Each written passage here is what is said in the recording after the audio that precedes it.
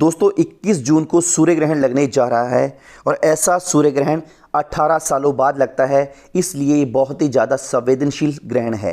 ये जो सूर्य ग्रहण है ये साल का पहला सूर्य ग्रहण है और यह सूर्य ग्रहण 21 जून 2020 को सुबह करीब 9:15 पर शुरू होगा और यह ग्रहण दोपहर 3:04 पर समाप्त होगा। और यह सूर्य ग्रहण का जो सूतक है वह भी मान्य होगा। इस ग्रहण का सूतक काल 12 घंटे पहले यानी कि 20 जून को रात करीब 9:25 पर लगेगा और ग्रहण में सूतक काल काफ़ी अहम माना जाता है। ज्योतिषचार्यों के अनुसार ग्रहण का सूतक लगने के बाद कौन कौन से काम वर्जित माने जाते हैं, तो आइए हम जानते हैं। ग्रहण के दौरान किसी भी प्रकार के खाद्य पदार्थ का सेवन ना करें। इस दौरान ना तो भोजन पकना चाहिए ना ही भोजन का सेवन करना चाहिए। हालांकि ग्रहण के ये जो नियम है ये बच्चों, बीमार लोगों और बुजुर्गों पर लागू नहीं होता।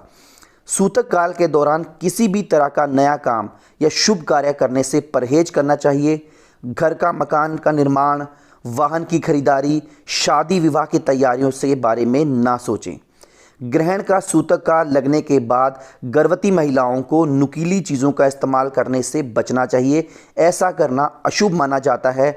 सूतक काल के दौरान कैंची, चाकू, कांटा या सुई जैसी धारदार और नुकीली चीज़ों का इस्तेमाल नहीं करना चाहिए। सूतक लगने के बाद मंदिरों के कपाट बंद हो जाते हैं। सूतक के दौरान पूजा पाठ नहीं करनी चाहिए और भगवान की मूर्तियों को हाथ से स्पर्श नहीं करना चाहिए।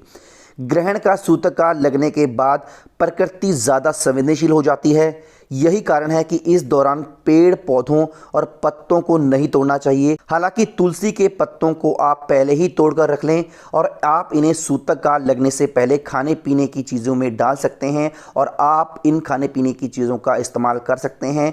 और गर्भवती महिलाएं जिनको पहले ही कोई परेशानी है या कोई कॉम्प्लिकेशन है तो उनको भूखा रहने की कोई आवश्यकता नहीं है, तो वह आपने डॉक्टर से एक बार ज़रूर बात कर लें।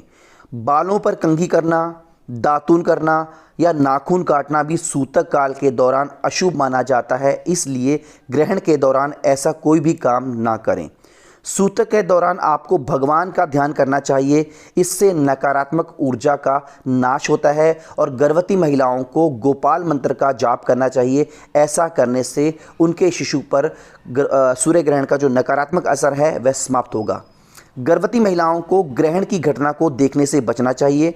हो सके तो ग्रहण के दौरान घर से बाहर ना निकलें। अगर आप ग्रहण देखती हैं तो गर्भ में पल रहे बच्चे को शारीरिक या मानसिक परेशानी हो सकती है। धार्मिक मान्यताओं के अनुसार ग्रहण का सूतक लगने के बाद किसी गरीब या असहाय व्यक्ति का अपमान नहीं करना चाहिए।